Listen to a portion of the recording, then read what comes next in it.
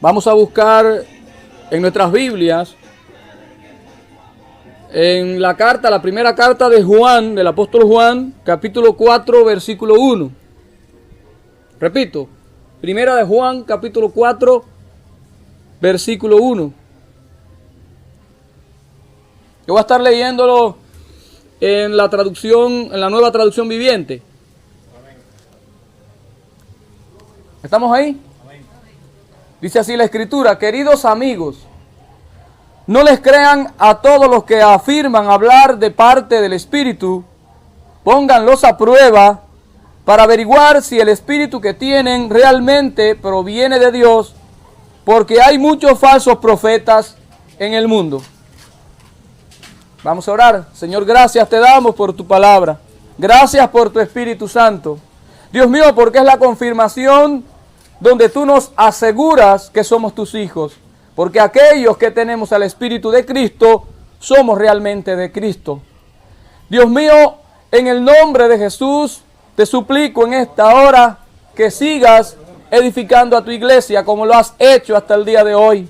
Que nos sigas guardando del error y que en todo momento podamos discernir cuando un espíritu no proviene de ti y cuando es tu espíritu. Danos por favor el testimonio en esta mañana a cada uno de nosotros de que realmente somos tus hijos y de que tú nos estás hablando en esta mañana.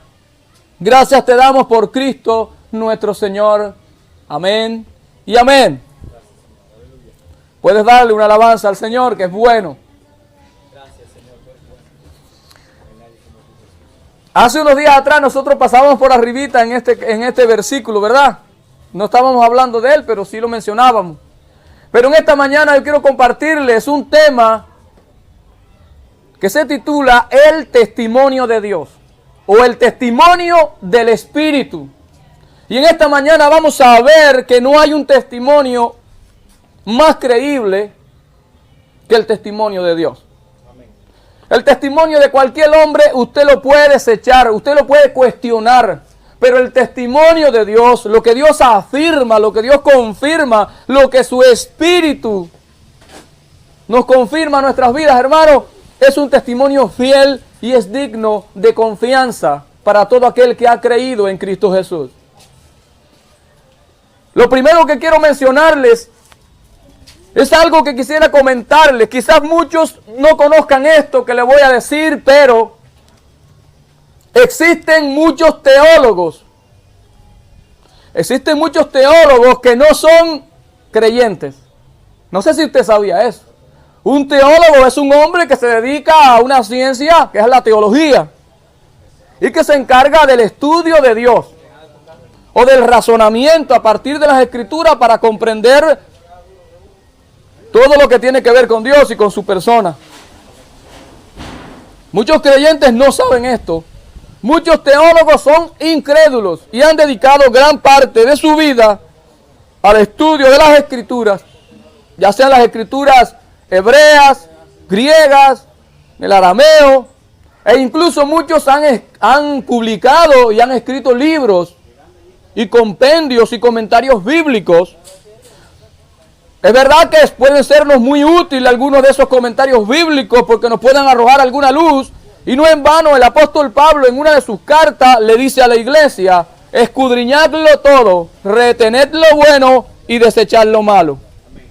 Entonces nosotros debemos tener los oídos bien abiertos, pero no solo los oídos físicos, sino los oídos espirituales, para tener un discernimiento claro de lo que estamos escuchando. Debemos examinar cuidadosamente lo que oímos, lo que las personas nos transmiten, lo que cualquier persona nos dice, cualquier maestro, cualquier profeta nos dice. Debemos escudriñarlo, no ser ingenuos.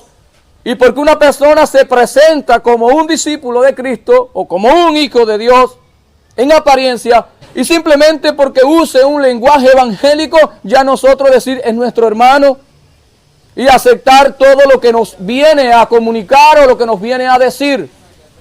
Debemos tener mucho cuidado porque, como comentábamos anteriormente, días anteriores, nos enseñaron muchas cosas mal. A nosotros nos enseñaron que el predicador que estaba aquí detrás, ya ese hombre usted tenía que dar por seguro, por sentado, que era un enviado de Dios. Y que todo lo que saliera por su boca era algo aprobado por Dios. Eso nos enseñaron los hombres.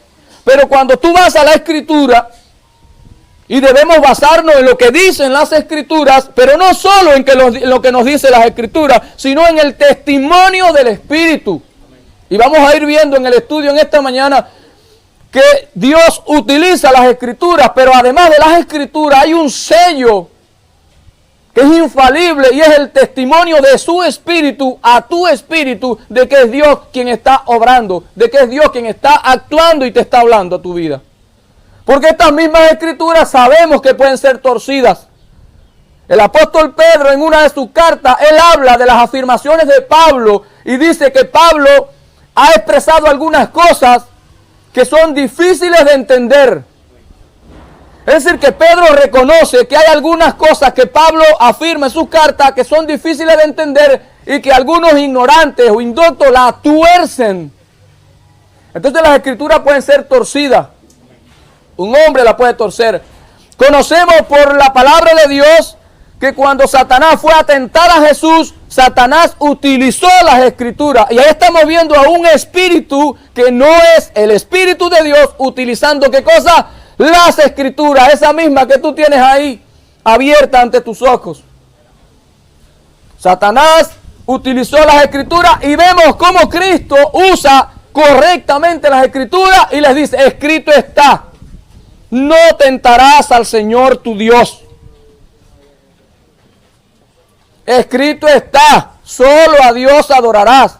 Escrito está, no solo de pan vivirá el hombre, sino de toda palabra que sale de la boca de Dios. ¿De qué palabra vivirá el hombre? De la palabra que sale de la boca de Dios. Te está hablando de que es Dios quien te va a hablar a través de su palabra. Pero allí Satanás, hermano, es un espíritu que no es el Espíritu de Dios. Y entonces aquí vemos en esta carta como Juan dice, probad los espíritus o pónganlos a prueba. No creáis a todo aquel que dice que viene de parte de Dios. Nosotros a veces nos topamos con mucha gente que dicen, tengo una palabra de Dios para ti. Usted puede escucharla, pero usted no la reciba ni la acepte ingenuamente, sino que usted analícela, porque incluso las profecías, las Escrituras nos dicen que debemos ¿qué? Juzgar las profecías. ¿Por qué hay que juzgarla? Porque puede ser una falsa profecía. Y hay muchas personas que se han guiado por una profecía que alguien le dio, que ha sido falsa, y sus vidas, hermanos, han sido mal encaminadas y han sido destruidos, porque no han discernido qué espíritu está obrando. Entonces, lo que le comentaba al principio, existen muchos comentarios bíblicos que pueden ser útiles. Existen muchos estudios de teólogos, pero hay teólogos que son incrédulos. Y la pregunta es esta: ¿usted cree que un impío que se ha dedicado a la teología, que ha estudiado las Escrituras, pero que no ha conocido al Dios de las Escrituras y que no tiene el Espíritu de Cristo, usted cree que sea una persona digna de confianza? Y entonces existen personas que han estudiado mucho y han estudiado la obra de muchos teólogos y de ahí se han fundamentado su fe y defienden esas posturas y esas tesis que han sido propuestas por teólogos incrédulos que no tienen al Espíritu de Dios. Si no tienen al Espíritu de Dios, ¿qué espíritu está actuando en ellos? Y se supone que si tú tienes al Espíritu de Cristo, tú tienes que entender que entre la luz y las tinieblas no puede haber comunión. Por eso Dios nos ha sellado con su Espíritu. Nosotros vemos en la palabra de Dios que Dios siempre ha estado con su pueblo. Dios nunca se ha separado de su pueblo, aun cuando su pueblo atravesó por situaciones difíciles, adversas, cuando fue esclavo y estuvo cautivo en Egipto durante 4 generaciones, donde parecía que Dios no escuchaba a su pueblo, donde parecía que a Dios no le interesaba a su pueblo. Eso le podía parecer a mucha gente, que Dios no le interesaba a su pueblo porque su pueblo estaba siendo esclavo en Egipto. Pero ciertamente Dios siempre ha estado cuidando a su pueblo y ha puesto sus ojos sobre su pueblo. Y hay de aquel que toque a uno de sus pequeñitos.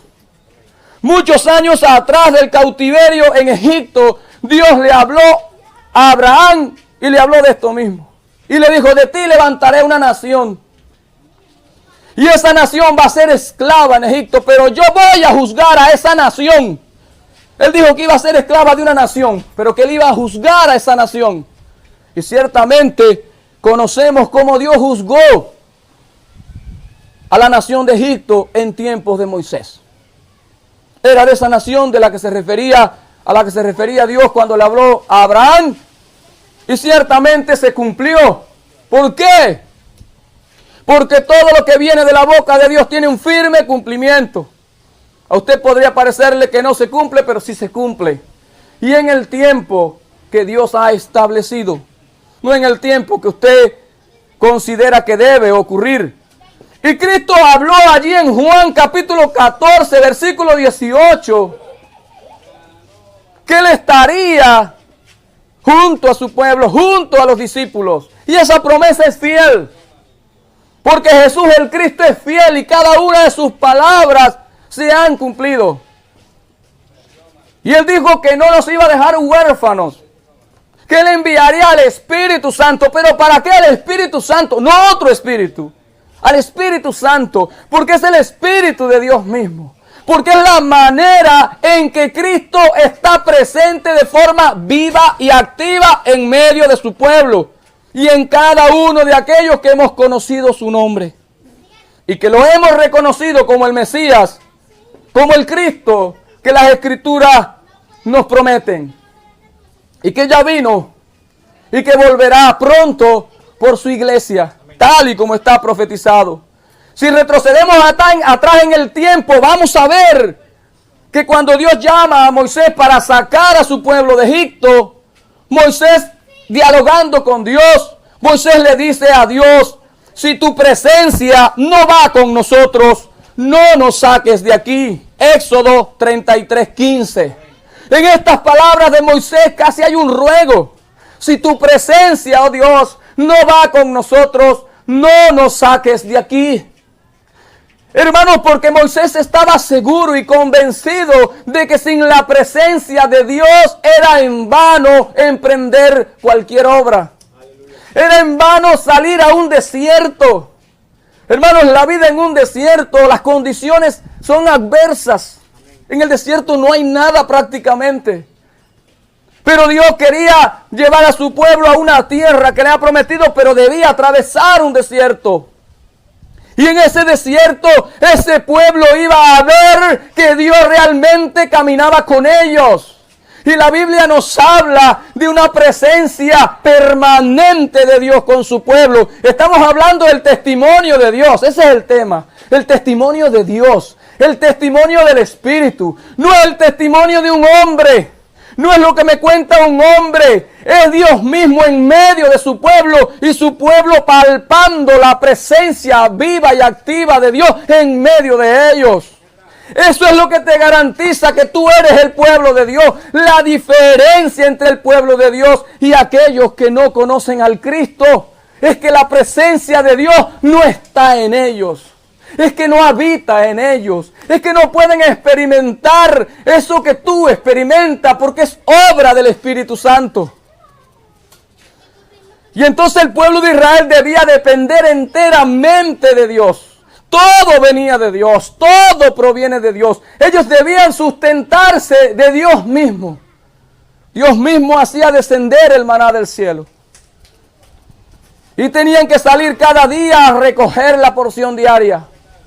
Dios hacía que codornices llegaran hasta allí y ellos tenían carne. Aún así ese pueblo se quejaba. Pero Dios nunca le falló a ese pueblo. Entonces estamos viendo cómo hay un testimonio que nadie puede negar de cómo Dios está en medio de su pueblo.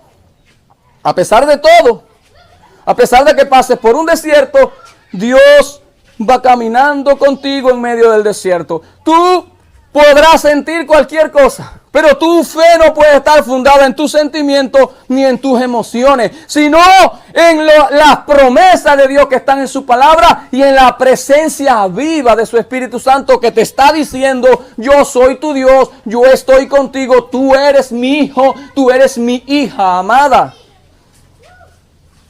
¿Cuántos tienen esa confirmación del Espíritu?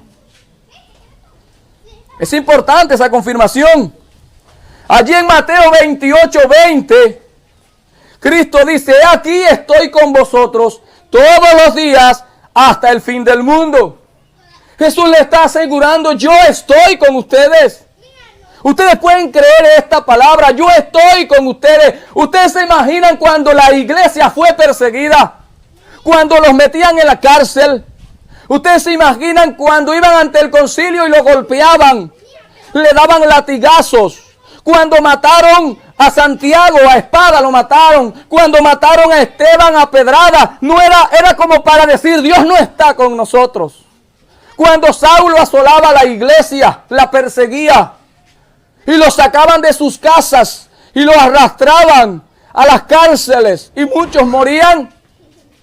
Era como para decir: no está con nosotros, pero Cristo dijo: he aquí, yo estoy con vosotros todos los días hasta el fin del mundo.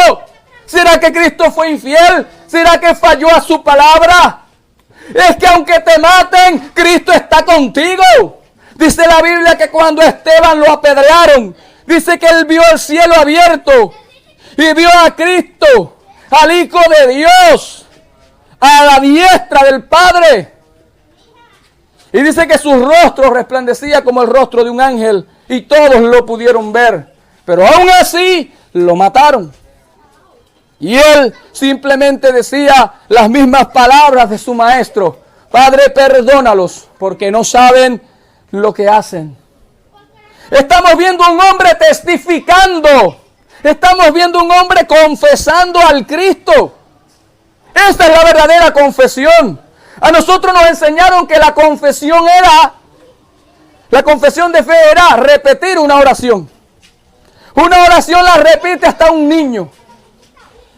Pero cuando la Biblia dice: con la boca se confiesa para salvación. Con el corazón se cree para justicia y con la boca se confiesa para salvación. No te está hablando de la oración de fe. Eso es algo que el hombre inventó. La confesión de la que habla aquí es de que todos los días de tu vida tú testificas ante el mundo que tú has sido sellado por el Espíritu Santo y de que Cristo es tu Señor.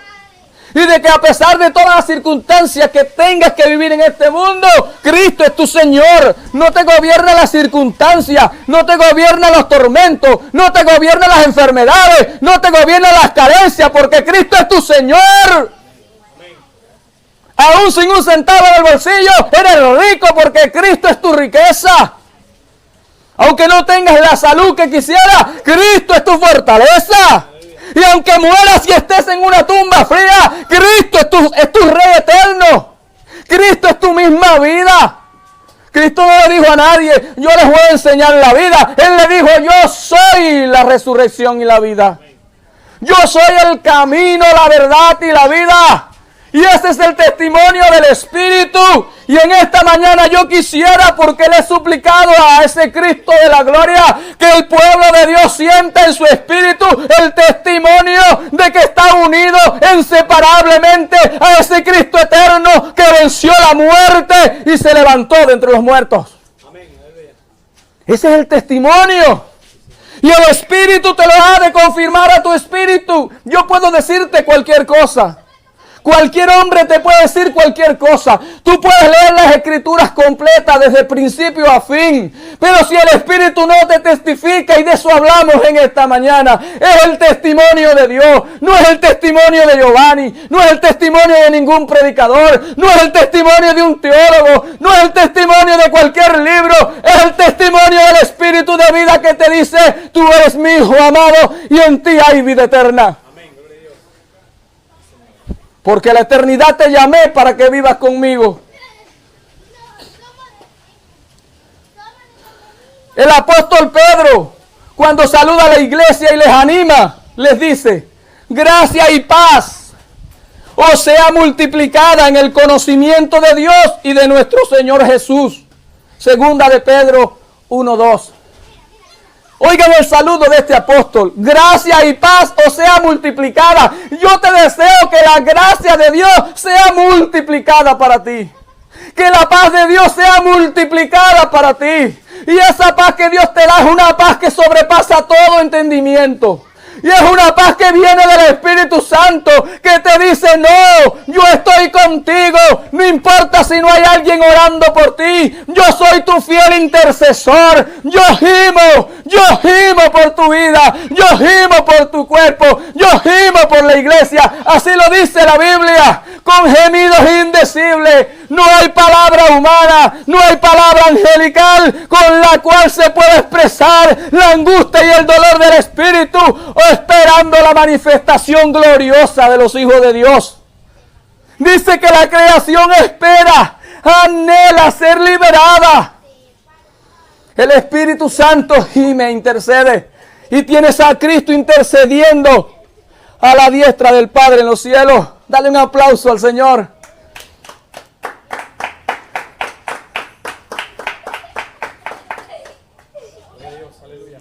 Entonces, yo quisiera preguntarle, ¿alguien está sintiendo el testimonio del Espíritu? ¿Será que el Espíritu le está testificando con estas palabras? Las palabras del hombre no son válidas, pero las palabras del Cristo que está vivo y que reina son las palabras que traen libertad a los hombres. Son las palabras que te ministran vida. Si corras un poquito para acá, para la sombra, muevan la silla. Este mismo apóstol, en una de sus cartas, exhorta a las iglesias y les dice, oiga lo que dice Pedro, segunda de Pedro, capítulo 1, versículo 5. Voy a leer la Biblia de las Américas y dice así: por esta razón también, obrando con toda diligencia, añadid a vuestra fe virtud, y a la virtud conocimiento, y al conocimiento dominio propio, al dominio propio perseverancia, y a la perseverancia piedad, y a la piedad fraternidad, y a la fraternidad amor. Pues estas virtudes, al estar en vosotros y al abundar, no os dejarán ociosos ni estériles en el verdadero conocimiento de nuestro Señor Jesús el Cristo. Entonces, como Pedro exhorta a la iglesia y le dice que debemos añadir a nuestra fe, ¿qué cosa? Virtudes. Virtud. Tú tienes fe, ¿ok? El que tiene el Espíritu de Cristo, porque estamos hablando del testimonio del Espíritu. Cualquier hombre, cualquier predicador, cualquier teólogo, cualquier persona, cualquier criatura que te está hablando como de parte de Dios, porque debemos probar los espíritus, es lo que estamos hablando, si es de Dios. Si es el Espíritu de Dios, tú vas a ver que esa persona añade a la fe que tiene virtud. Y cuando dice virtud, es una persona que está teniendo frutos. Una persona que te habla de la fe, que te recita la Biblia, que te cita muchos versículos y que puede llevar un montón de años congregándose en un lugar, pero que a su fe no añade virtud, que tú no ves virtudes en él, que tú no ves humildad, que tú no ves sabiduría, que no ves sencillez. Ahí tú tienes que discernir que algo no anda bien. Dice que a esa virtud también debe añadirle conocimiento. Y que al conocimiento dominio propio. Hay personas que tienen gran conocimiento, pero tendrán dominio propio. Enseguida tú ves que se jactan de su conocimiento. Enseguida tú ves que tratan de compararse unos con otros. Enseguida tú ves que tratan hasta de retarte. Hay personas que a mí me han retado mucha gente. Y yo, ¿sabe por qué he optado? Por humillarme. Por mostrarme como alguien que no sabe ni dónde está parado. Porque he podido percibir que el Espíritu que está obrando no es el Espíritu de Dios. Y que es el momento de simplemente humillarme. Y dejar que Dios sea en su tiempo. Cuando Él le plazca, me exalte a su debido tiempo. Si esa es su voluntad. Porque no debemos exaltarnos a nosotros mismos. Y una persona, aunque goce de un grande conocimiento, no debe hacer alarde del mismo. debe renunciar a toda gloria, debe renunciar a todo reconocimiento. Hermanos, allá en la universidad, allí yo veía máster, doctores, y tú veías esa arrogancia. El doctor, imagínate cómo miraba al máster. Imagínese cómo miraba a un licenciado, un simple licenciado, ¿verdad? Y entonces en esa esfera, pues, lo que se mueve es eso. ¿Quién más sabe? ¿Quién más conoce? Y viven eso. Es una tontería. Con todo y su conocimiento arderán en el fuego del infierno. Pablo dice, el apóstol Pablo dice que el conocimiento envanece a los hombres, ¿verdad? Envanece. Pero el amor, ¿qué hace el amor? Edifica. Si usted posee un conocimiento mayor al mío, por favor, úselo para edificarme, no para humillarme. ¿Verdad? Por favor, hágalo para edificar la iglesia. Por favor, hágalo para exaltar a Cristo, no para exaltar su propio nombre. Porque entonces, ¿qué fruto que tú estás mostrando? No estás mostrando que el Espíritu de Dios está en ti, es otro espíritu. El fruto del Espíritu no es arrogancia, no es altivez, no es orgullo. Es sencillez y humildad. Y cuando tengas que en algún momento presentar defensa de tu fe, hazlo con mansedumbre. Y si ves que se arma un alboroto, pues calla la boca y déjalo hasta ahí, porque eso no va a ningún lugar ni edifica a nadie. Y hay discusiones que es mejor ni comenzarlas. ¿Cuántos aplauden al Señor, por favor? Aleluya. Alaba al Cristo. Y entonces, en el último versículo dice, en el 8, él dice, pues a estas virtudes, al estar en vosotros estas virtudes, y al abundar, no os dejarán estar ociosos ni estériles en el verdadero conocimiento de nuestro Señor Jesucristo. Te está hablando que hay un verdadero conocimiento, pero que hay un falso conocimiento. Rogamos a Dios por tener el verdadero conocimiento que está acompañado de todas estas cosas que le he estado leyendo. De un dominio propio. Hay personas que no pueden dominarse. Hay personas que no pueden perseverar. Puede ser y que solo hablan y hablan, no dejan hablar a los demás. En eso, hermano, ¿por qué? Porque creen que los demás no tienen nada que aportar. Sí, que los demás no tienen nada que decir y todo el conocimiento pues va a salir de ellos nada más. Y entonces eso es algo que debemos tener en cuenta. Yo estoy seguro que usted está ganando en el verdadero conocimiento. Y que usted va a poder entender quién viene de parte de Dios. Porque no es lo que dice, es lo que hay que ver. ¿Qué espíritu está obrando? Y el fruto del Espíritu es la clave para nosotros conocer quién está obrando a través de esa persona, ¿verdad? Y entonces, mira, hay muchas personas que se están dando para ganar en conocimiento, incluso para refutar algunas teorías, porque están viviendo para eso.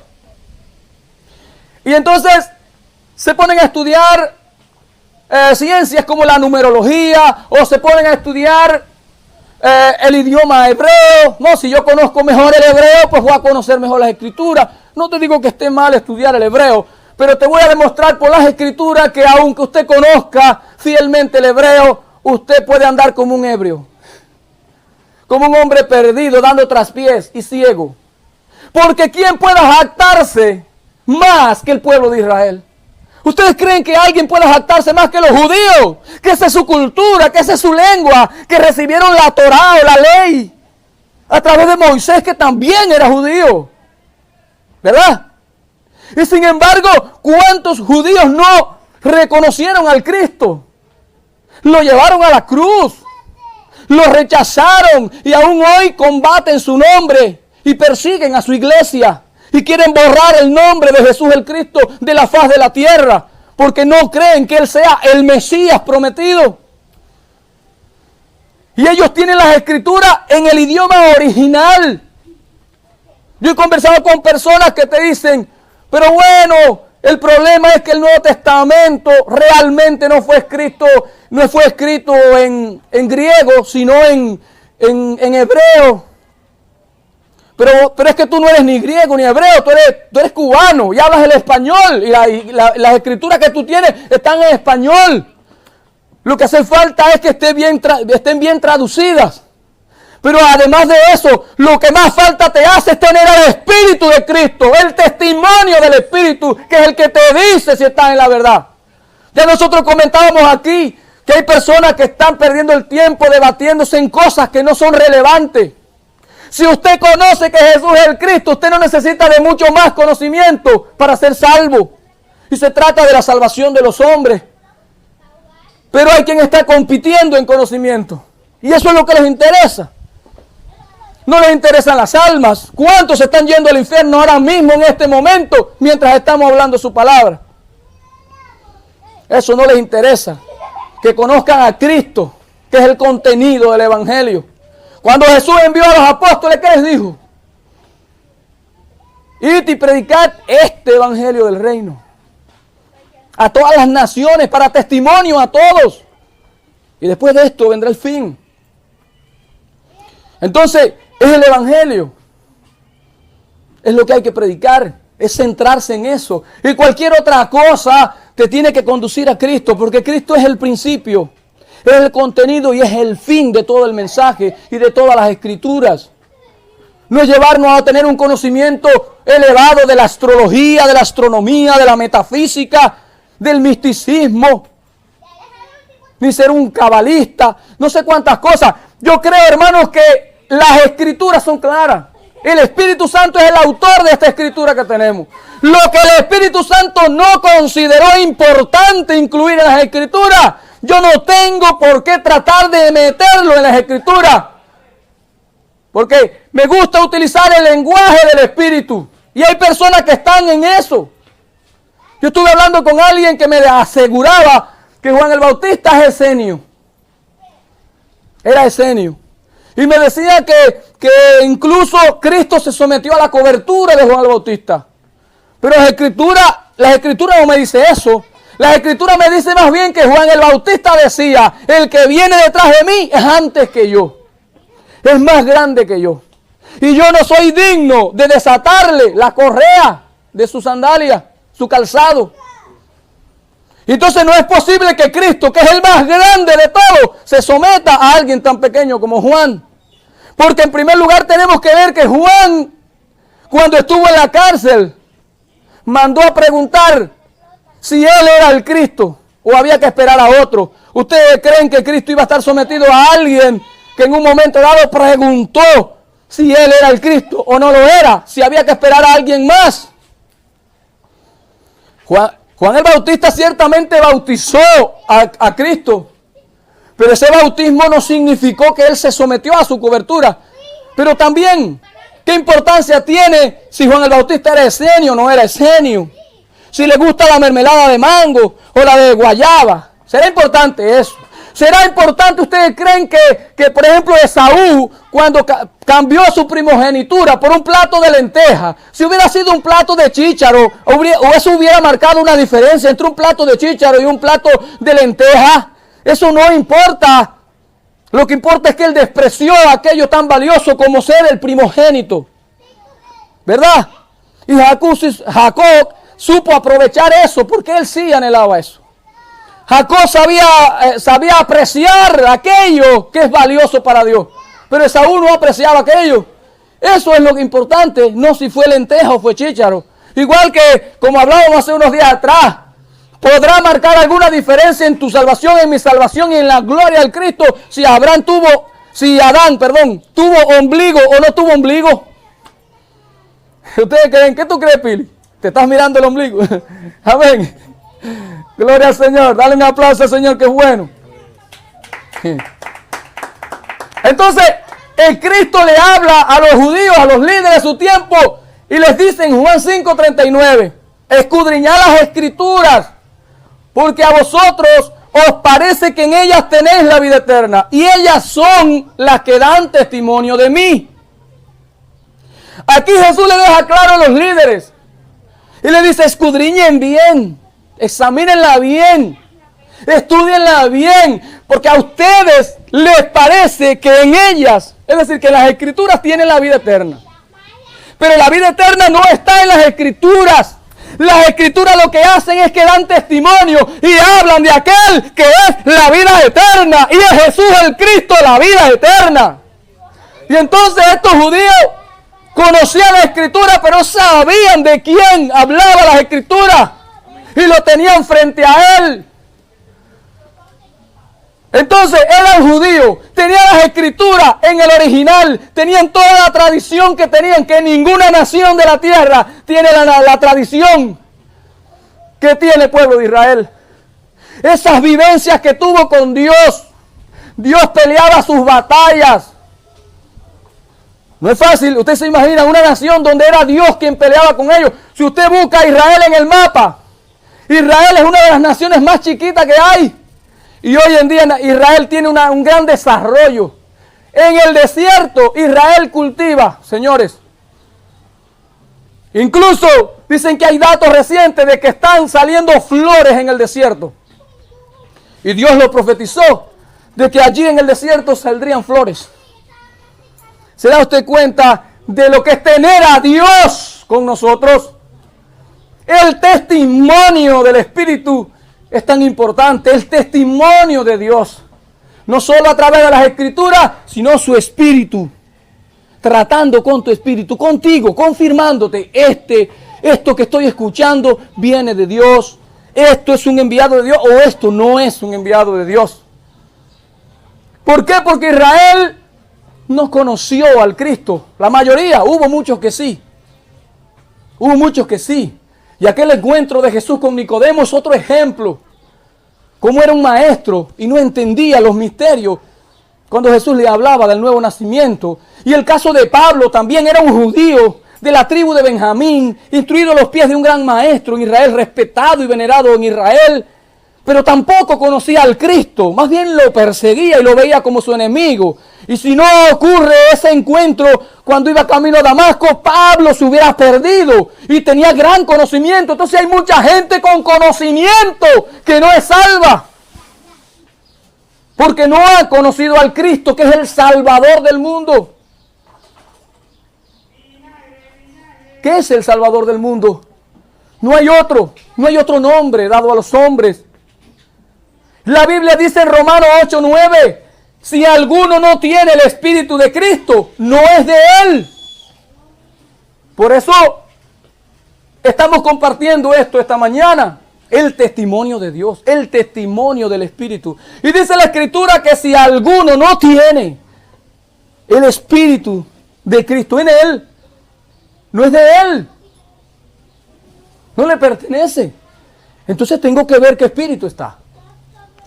Una persona puede ser un predicador, pero si el testimonio de su vida me dice lo contrario, ese hombre no viene de parte de Dios.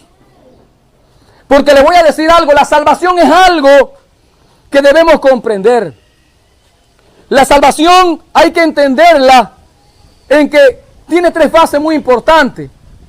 La justificación. Eso es algo que ya sucedió. Tú eres salvo. Pero si eres salvo es porque tú eres justificado. Eres declarado justo delante de Dios. Pero también pasa algo. En el presente, tú eres santificado. Eso es santificación. La persona que es salva en este mismo momento está siendo santificada por el Espíritu de Dios.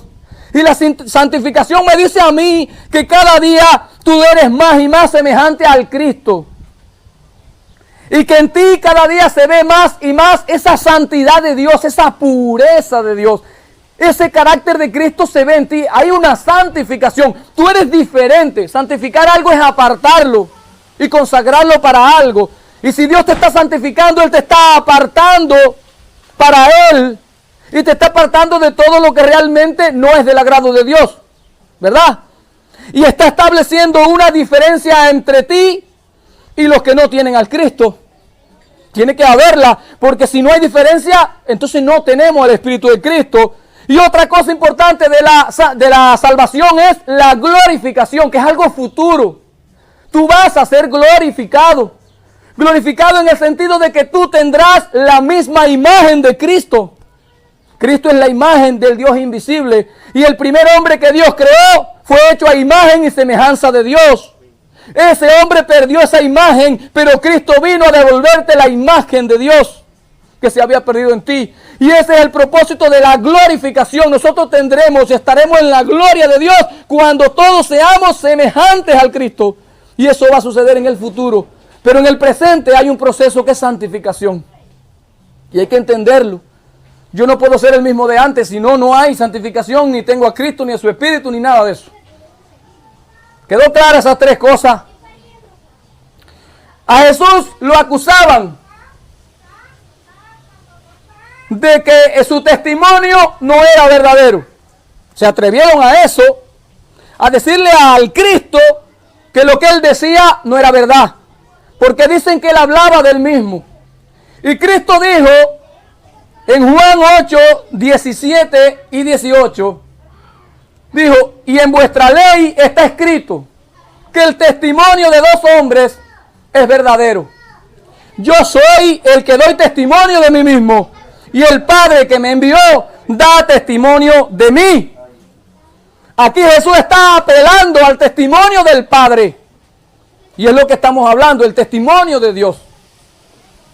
Él decía, si no me creen a mí, crean al menos las obras que yo hago y al testimonio de mi Padre, que es el que habla de mí. Y en la ley de ustedes, esa ley que ustedes tanto veneran y respetan, la ley dice que el testimonio de dos hombres es verdadero. Y yo soy uno y el otro es mi Padre. Por tanto, somos dos que estamos hablando. Entonces, aquí lo que Dios quiere enseñarnos es esto. Que juntamente contigo y juntamente conmigo, juntamente con la iglesia verdadera de Dios, va a estar el testimonio del Padre. Va a estar el testimonio del Hijo. Va a estar el testimonio del Espíritu Santo. Detrás de una predicación, de una enseñanza, de un profeta, tiene que estar inevitablemente el testimonio del Espíritu o el testimonio de Dios que asegura que es un enviado de Dios. Aquí Jesús lo deja claro, el testimonio de Dios es verdadero, es aceptable, no lo podés rechazar. Y aún así, ellos violaban la ley porque rechazaron el testimonio del Hijo y el testimonio del Padre. Fíjense, qué importante. Allí en Juan 8, 17, 18, ya lo leímos. Él hace referencia a eso, pero está citando o está haciendo referencia a un versículo que aparece en Deuteronomio capítulo 19, versículo 15. Usted después puede leer ese versículo y va a ver que ese fue el versículo que Jesús citó, porque Jesús nunca se fue de las Escrituras. Pero no solo usó las Escrituras, sino que apeló al testimonio de su Padre, que hablaba con él, que testificaba juntamente con él, y que él no andaba solo. ¿Cuántos creen que no andamos solos? Amén. La iglesia, en la iglesia, algo que garantiza que tú eres la iglesia de Dios es que Cristo está contigo. Que no camina solo, que Él está contigo testificando al mundo y testificándote a ti, que tú eres su iglesia, que tú eres su hijo. Allí puedes anotar estos textos, lo que estás escribiendo en Mateo 3:17, Mateo 17:5, Marcos 9:7 y Lucas 9:35. Esos versículos vemos al Padre testificando del Hijo, diciendo, este es mi Hijo amado, en quien tengo complacencia. Este es mi Hijo amado, a Él oíd. El Padre le está diciendo, escúchenlo a Él. Entonces vemos el testimonio del Hijo y el testimonio del Padre. Con nosotros no puede ser diferente, con nosotros tiene que ser igual. Debe estar el testimonio del Espíritu Santo. ¿Verdad? Ahora, no se trata de tener un conocimiento, como hablábamos, intelectual. No se trata de dominar mucha información, ni muchas materias, ni conocer ciencias. No se trata de conocer mucho de la escatología, conocer mucho de la hermenéutica, conocer mucho de todas estas ciencias, ni de la teología. Se trata de conocer personalmente a Dios. La Biblia te habla, en el profeta Oseas dice que el pueblo de Dios pereció porque le faltaba conocimiento. Pero el conocimiento del que está hablando Oseas no es el conocimiento de la ley, porque ellos tenían maestros y ellos eran instruidos en la ley. Si había un pueblo instruido, era el pueblo de Israel. Pero está hablando del conocimiento personal a través de una relación. Por ejemplo, puede ser que tú conozcas a una persona por lo que te han dicho de él o por lo que tú has leído de él. Quizás hasta porque te han mostrado una fotografía de una persona. Y si un día lo ves caminando o la ves caminando por la calle, tú la reconoces y dices, mira, ese fulano o esa es fulana. Pero tú no puedes decir que tú lo conoces personalmente. Tú no puedes decir que es tu amigo y que es tu amiga. Entonces tú lo reconoces y lo conoces en cierta medida, pero ese no es el conocimiento del que habla la Biblia. La Biblia te habla de un conocimiento mayor. Por eso en Santiago 2:23, hablándote de Abraham, dice, y fue llamado amigo de Dios. Qué bueno que nosotros seamos conocidos como Abraham lo fue, como un amigo de Dios. Y un amigo es alguien que tiene una comunión profunda con alguien. Y si Abraham fue un amigo de Dios, es porque tenía profunda comunión con Dios. Y les digo más, según las Escrituras, Abraham no conocía el nombre de Dios. Porque por ahí hay una secta que hace mucho énfasis en el nombre de Dios y que ellos dicen que son la verdadera porque ellos conocen el nombre de Dios.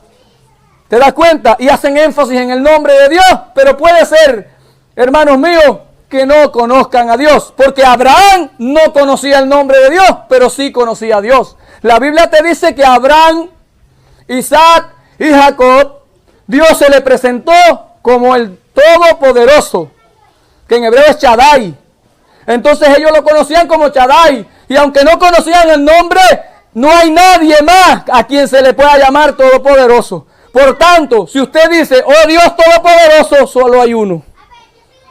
Solo hay uno, no hay más. Y fuera de él no hay dioses. Miren qué importante. Y entonces es el conocimiento personal. Y ese conocimiento personal solo lo puedes tener a través del Espíritu de Dios, con el que te sella y con el cual tienes comunión con el Padre. Dice las Escrituras que nadie conoce los secretos o los misterios, fíjense, del hombre, sino el Espíritu del hombre que está en él, ¿verdad? Pero asimismo nadie conoce los secretos de Dios, sino el Espíritu de Dios. Y entonces ese Espíritu de Dios que nos fue dado, que nos fue enviado, con el cual hemos sido sellados, es el que nos muestra los misterios y los secretos de Dios. Y es el que nos da testimonio de que somos sus hijos. ¿Ven qué importante es el testimonio del Espíritu por encima de cualquier cosa? A Jesús lo tentaban mucho los judíos y le hacían muchas preguntas. Muchas preguntas quizás para probar el conocimiento de él. Otros quizás lo hacían para ver si él cometía algún error y por ahí pues combatirlo. Pero dice la Escritura en Juan 10:24, le rodearon los judíos y le dijeron, ¿hasta cuándo nos turbarás el alma? Si tú eres el Cristo, dínoslo abiertamente. Pero no se trataba de decirlo, no se trataba de anunciarlo, se trataba de una revelación. Ya nosotros hemos hablado de eso. Es por revelación de Jesús el Cristo que tú eres salvo. Y en el versículo 25, Jesús le respondió, os lo he dicho y no creéis. Es decir, que él ya se los había dicho. Las obras que yo hago en nombre de mi Padre, ellas dan testimonio de mí. Las obras que yo hago en nombre de mi Padre dan testimonio de mí. Es decir, me señalan, pero ustedes no creen. ¿Pero por qué no creían? Porque no le habían sido revelado. Las Escrituras, hermanos, nos confirman, y quiero citarle Juan capítulo 5, versículo 33 al 38. Y miren a Jesús cómo le habla a esta gente y le dice, de hecho, ustedes enviaron a sus hombres para que escucharan a Juan el Bautista, y el testimonio que él dio acerca de mí fue cierto. Por supuesto, no necesito testigos humanos, pero digo estas cosas para que ustedes sean salvos. Juan era como una lámpara que ardía y brillaba, y ustedes se entusiasmaron con su mensaje durante un tiempo. Pero yo tengo un testigo aún más importante que Juan, mis enseñanzas y mis milagros. El Padre me dio estas obras para que yo las realizara, y ellas prueban que Él me envió. Ha dado testimonio de mí. El Padre mismo, quien me envió, ha dado testimonio de mí. Ustedes nunca han oído su voz, ni lo han visto cara a cara, y no tienen su mensaje en el corazón, porque no creen en mí, que soy a quien el Padre les ha enviado. Qué claro está estos versículos, ¿verdad? Aquí él está diciendo, yo no necesito el testimonio de ningún hombre, pero bueno, les voy a hablar de Juan el Bautista. Juan el Bautista testificó de mí, pero yo tengo un testimonio más grande aún que el de Juan el Bautista. ¿Qué está diciendo? Que hay un testimonio mayor que el de los hombres. No se trata de lo que tú puedas decir de mí. Se trata de lo que Dios dice de mí. Y no se trata de lo que yo diga de él, de Pili, por ejemplo, o lo que yo diga de Angelito, o lo que yo diga de usted, Cari. No se trata de eso. Se trata de qué es lo que dice Dios acerca de ti. Eso es lo que vale. Eso es lo que permanece. Pero hay personas que se preocupan más por lo que la gente dice de ellos que por lo que Dios dice de ellos. Y un día se van a sorprender cuando el Señor les diga, apartados de mí, hacedores de maldad, que yo nunca los conocí. A muchos les va a pasar eso. Entonces, Cristo siempre apela a esos testimonios. Vemos que tiene que ir acompañado el testimonio de alguien más. Por ejemplo, vamos a ver en 1 Samuel capítulo 12, versículo 16 al 18. Yo quisiera, hermanos, que presten atención a esto. Y ustedes van a ver a Dios testificando juntamente con este profeta. Dice así: eso fue un momento en que Israel estaba pidiendo un rey humano, como las demás naciones. Y entonces Samuel se dirige al pueblo y les dice: ahora quédense aquí y vean la maravilla que el Señor está a punto de hacer. Ustedes saben que nunca llueve en esta época del año durante la cosecha del trigo. Le pediré al Señor que hoy envíe truenos y lluvia. Entonces se darán cuenta de que tan perversos han sido al pedirle al Señor un rey. Entonces Samuel clamó al Señor y ese mismo día envió truenos y lluvia. Y todo el pueblo quedó aterrado del Señor y de Samuel. 1 Samuel 12, versículo 16 al 18. ¿Oyeron eso? Este profeta clamó en una etapa del año donde no llovía. Era el tiempo de la siega o de la cosecha. Y le dijo: ahora yo voy a clamar al Señor y Él va a testificar. Y va a llover y va a tronar. Y ese era el testimonio, porque Samuel era un profeta de Dios reconocido y con prestigio. Pero a él no le bastaba eso. Él necesitaba el testimonio de Dios. El testimonio del Espíritu. Y cuando él rogó, dice que llovió y tronó. ¿Quién podía tener dudas? Dios estaba obrando, y cuando Dios habla, toda boca se calla delante de Él. Toda boca se calla delante de Él. Ahí no hay forma de escapar. Y cuando los apóstoles predicaban y se referían a Jesús como el Cristo, oye lo que ellos dicen en Hechos 10:38. Como Dios ungió con el Espíritu Santo y con poder a Jesús de Nazaret, y cómo éste anduvo haciendo bienes y sanando a todos los oprimidos por el diablo, porque Dios estaba con él. Entonces, con el predicador y con el profeta hay que ver si Dios está con él. No importa lo que diga, ¿estará Dios con él? Entonces Dios ha de testificar con todo aquel que dice ser un enviado de Dios. Porque no basta con que tenga conocimiento de filosofía, de diversas ciencias, ser muy culto, muy instruido, un profesional, si Dios no da testimonio juntamente conmigo. O si Dios no da testimonio juntamente con ese hombre que dice que es enviado de Dios. Es por eso que Cristo dice en Juan 6:63, solo el Espíritu da vida eterna. Los esfuerzos humanos no logran nada.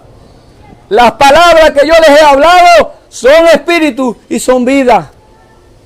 Y eso es lo que tú tienes que preguntarte. Esas palabras que estoy escuchando son espíritu, son vida. Va acompañada del testimonio del Espíritu. Me está confirmando, está penetrando mi corazón, a mi alma, a mi espíritu. Y me está edificando y está glorificando a Cristo. Lo está moldeando, lo está construyendo, lo está edificando en mí mismo. entonces sí, viene de Dios. ¿Entienden? Ya por ahí vamos discerniendo todas estas cosas. Estamos en tiempos peligrosos. Quiero, hermanos, leerles. Busquen ahí 1 Corintios capítulo 2, versículos del 1 al 5. Y vamos a ver cómo Pablo escribe. Y veamos con detenimiento estos versículos. Miren cómo habla este hombre.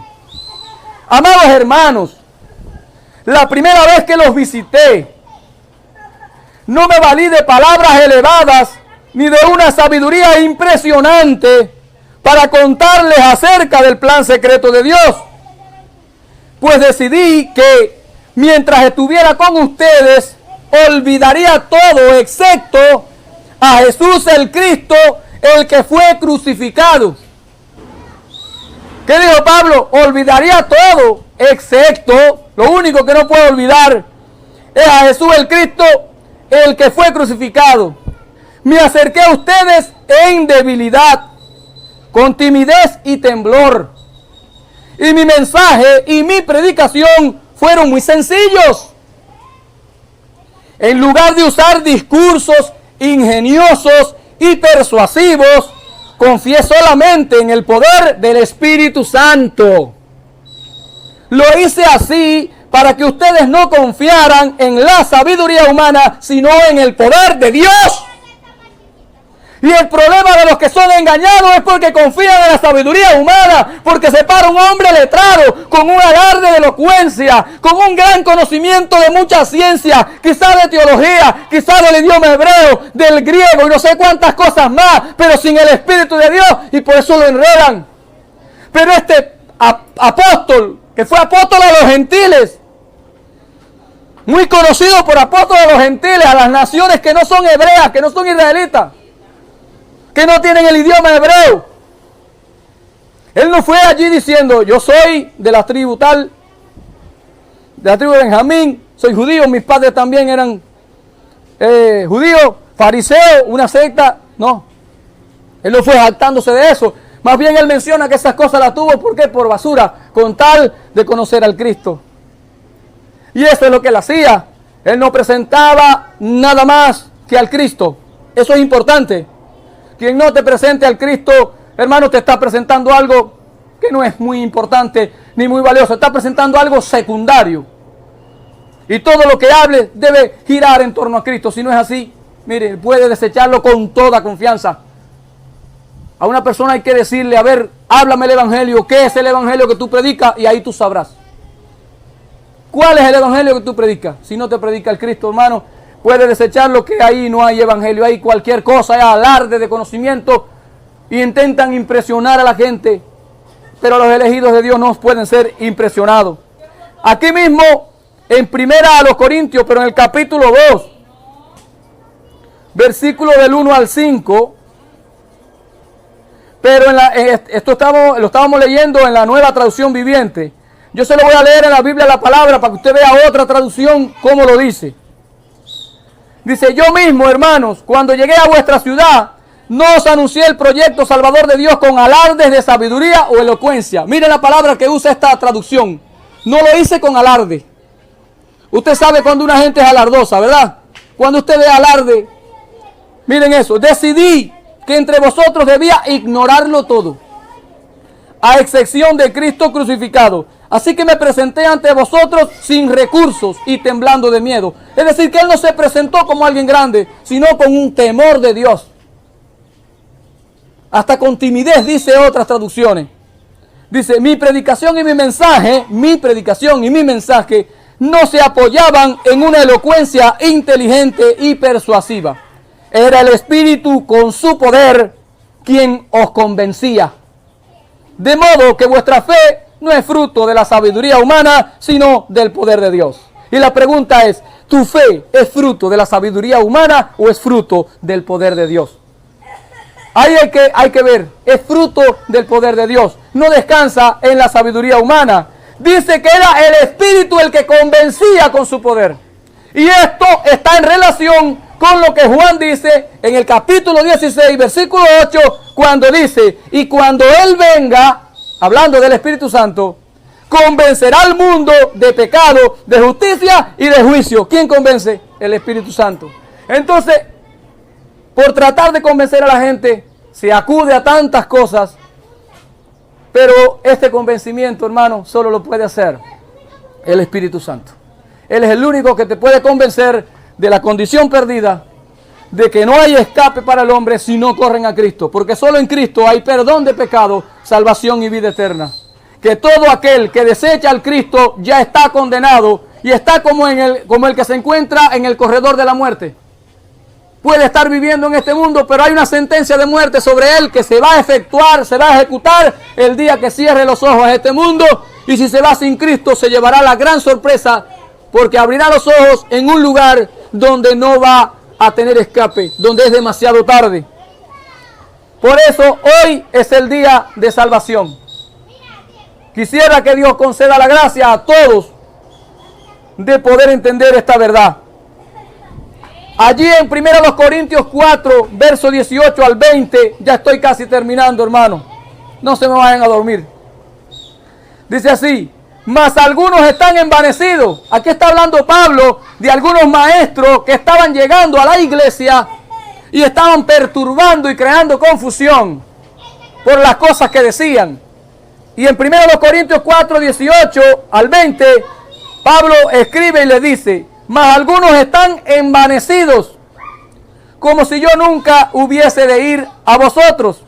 Pero iré pronto a vosotros, si el Señor quiere, y conoceré no las palabras, sino el poder de los que andan envanecidos, porque el reino de Dios no consiste en palabras, sino en poder.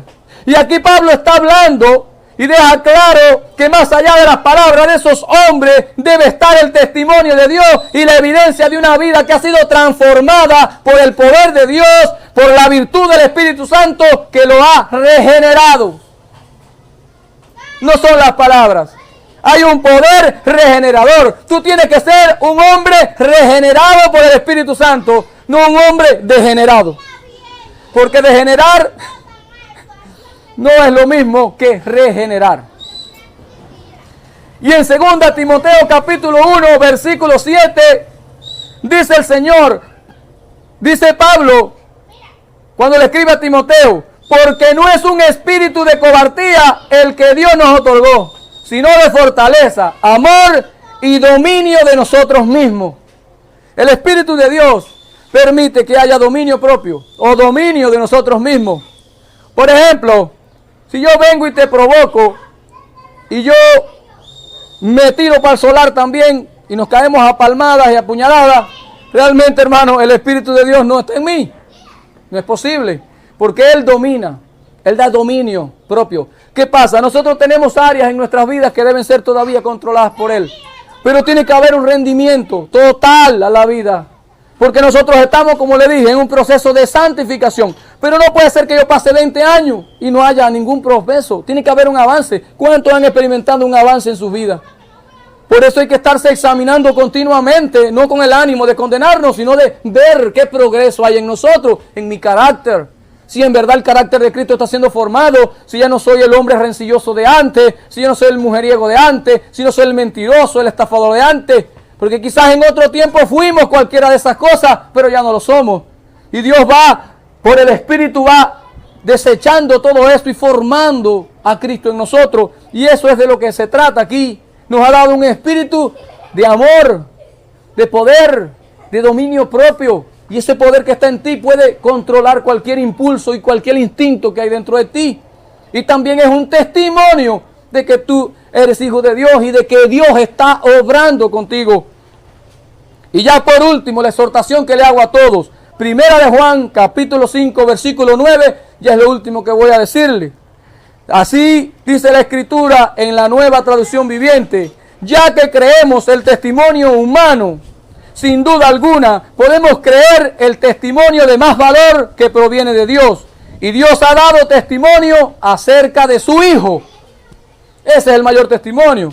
Crea al testimonio de Dios por sobre todas las cosas y no crea a todo el que dice conocer a Dios y traer una palabra de parte de Él para tu vida, porque muchos falsos profetas han salido por el mundo. Exhortación final. Prueba los espíritus para ver si son de Dios. Te pido, iglesia, que te pongas en pie. Gloria al Señor, y vamos a orar al Padre en esta mañana hermosa, porque nos ha concedido reunirnos en su nombre, porque nos ha reunido para glorificar su nombre, porque nos ha provisto de gozo, porque en esta misma mañana somos testigos de si realmente el Espíritu de Dios está con nosotros, está en nosotros y nos está hablando y está edificando su iglesia, ¿verdad?